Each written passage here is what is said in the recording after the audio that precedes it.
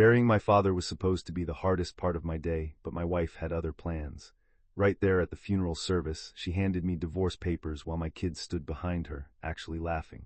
They didn't even try to hide their greed, bragging loud enough for everyone to hear about the family fortune they were about to take.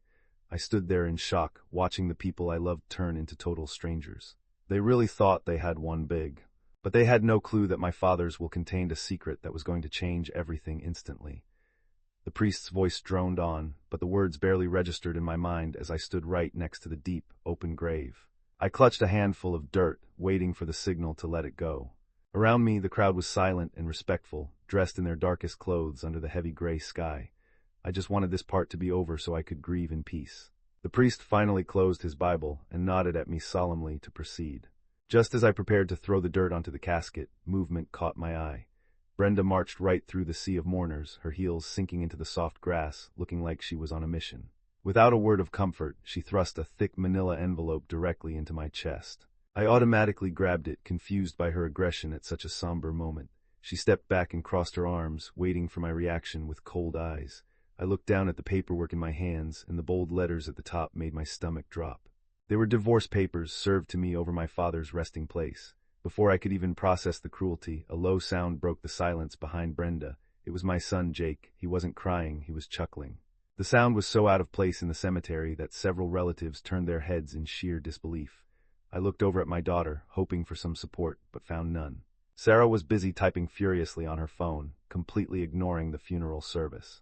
She didn't even look up when she started talking loudly about upgrading her car. She mentioned the specific model she wanted to buy with Grandpa's money. It was as if they had already spent the inheritance before the funeral ended. My heart broke realizing they only cared about the cash. I didn't scream and I didn't cause a scene like they probably wanted. Instead, I took a deep breath and slowly folded the legal documents. I slid the thick envelope inside the inner pocket of my black suit jacket. It felt heavy against my chest, a physical weight added to my grief. I stared at my family for a long moment, memorizing their callous expressions. Then, I turned back to the grave to finally say goodbye. Once the service concluded, the crowd began to disperse toward the parking lot. I walked alone, keeping distance between myself and the people I used to call family. They huddled together, whispering excitedly as they headed toward Brenda's vehicle. It was clear that the lines had been drawn. I was on one side and they were on the other. We walked to our separate cars as if we were complete strangers rather than a family unit. I was just unlocking my door when Brenda's shrill voice cut through the air. She shouted across the parking lot, making sure everyone remaining could hear her. She reminded me that the reading of the will was in 1 hour. She yelled that she would see me at the lawyer's office and that I better not be late. Her eagerness was disgusting. She wasn't mourning a loss, she was celebrating a payday. I watched as my children celebrated behind her back. Jake and Sarah actually high-fived each other before opening the doors to their mother's luxury car. They looked like they had just won the lottery rather than lost their grandfather. They jumped into the back seat, laughing and talking animatedly. It was a sickening display of greed. I shook my head, started my engine, and tried to prepare myself for what was coming next. The drive to the downtown district was lonely and quiet. I kept the radio off, needing silence to collect my thoughts before the confrontation. Mr. Henderson, my father's longtime attorney, was waiting for us at the firm. I knew the route by heart, but today the familiar streets felt foreign. I gripped the steering wheel tight, my knuckles turning white. I had to stay composed for just a little while longer. I pulled my sedan into a spot right next to Brenda's flashy SUV. They were already inside, probably measuring the drapes or calculating the building's value. I stepped out and straightened my tie, checking my reflection in the window. The large glass building loomed over me, reflecting the afternoon sun. I took a deep breath of fresh air and walked toward the entrance. I was ready to face them one last time. The receptionist led me into the main conference room where everyone was waiting. Mr. Henderson stood at the head of the large mahogany table, looking solemn. He nodded at me respectfully and gestured for us to take our seats. The room smelled of polished wood and old paper.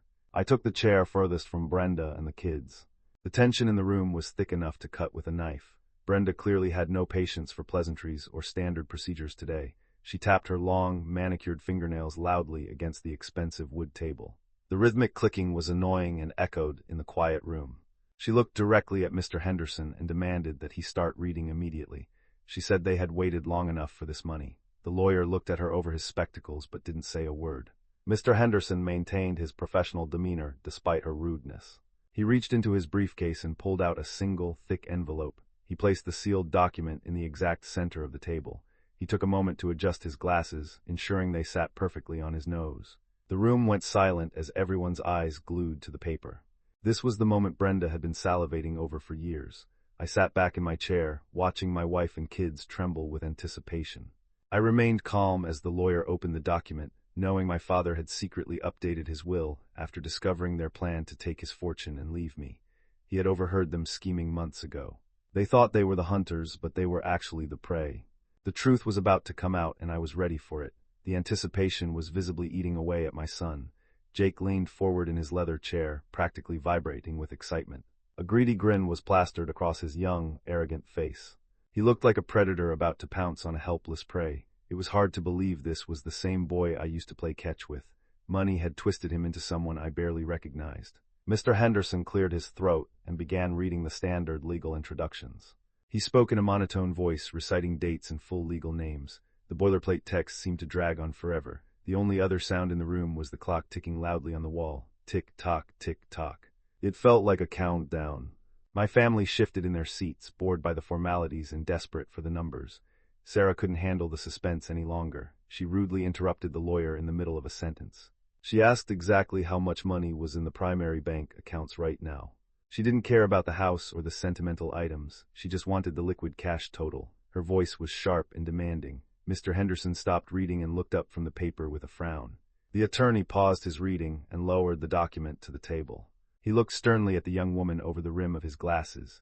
In a firm voice, he told her to save her questions for later. He explained that interruptions would only delay the process further. Sarah rolled her eyes and slumped back in her chair like a petulant child. She crossed her arms, clearly annoyed at being scolded. I decided to make myself comfortable while the drama unfolded. I reached for the crystal pitcher in the center of the table. I poured myself a glass of ice water, the cubes clinking softly. I lifted the glass and took a slow, deliberate sip, savoring the cool liquid. My calmness seemed to irritate them more than if I had shouted. I was the only one in the room who wasn't on edge. Brenda noticed my relaxed demeanor and immediately took offense. She glared at me, her eyes narrowing into slits. She hissed across the table, telling me to stop looking so smug. She asked what I had to be happy about since she was taking everything. She really believed she held all the cards. I simply set my glass down and offered her a small, knowing smile. That made her face turn a shade of red. The bickering was cut short by the lawyer. Mr. Henderson cleared his throat loudly, demanding the room's full attention. He announced that he was reading the final and most important section of the testament. The atmosphere in the room shifted instantly. Brenda and the kids lined in, holding their breath. This was the climax they had been waiting for. Mr. Henderson's eyes flicked to me for a brief second before he began to read. The lawyer read the final decree, and the words hit the room like a physical blow. The will revealed my father donated everything to charity, explicitly disinheriting my greedy wife and children to teach them a final lesson about the value of family. Every single penny was gone, directed to orphanages and shelters. There was no trust fund, no house, and absolutely no payout for them. The reaction was immediate and explosive. Brenda stood up so fast her chair toppled over backward.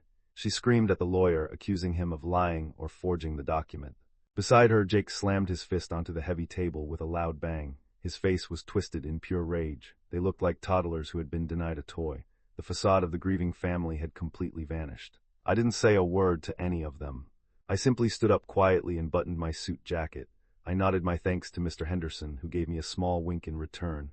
Then I turned my back on the screaming and the tantrums. I walked toward the heavy wooden door of the conference room. I opened it and stepped out into the hallway, leaving the chaos behind me. I walked out of the building and into the warm afternoon sunshine. I could still hear faint shouts coming from the open window above, but they sounded distant and irrelevant now. My family shouted useless threats, but they had no power over me anymore.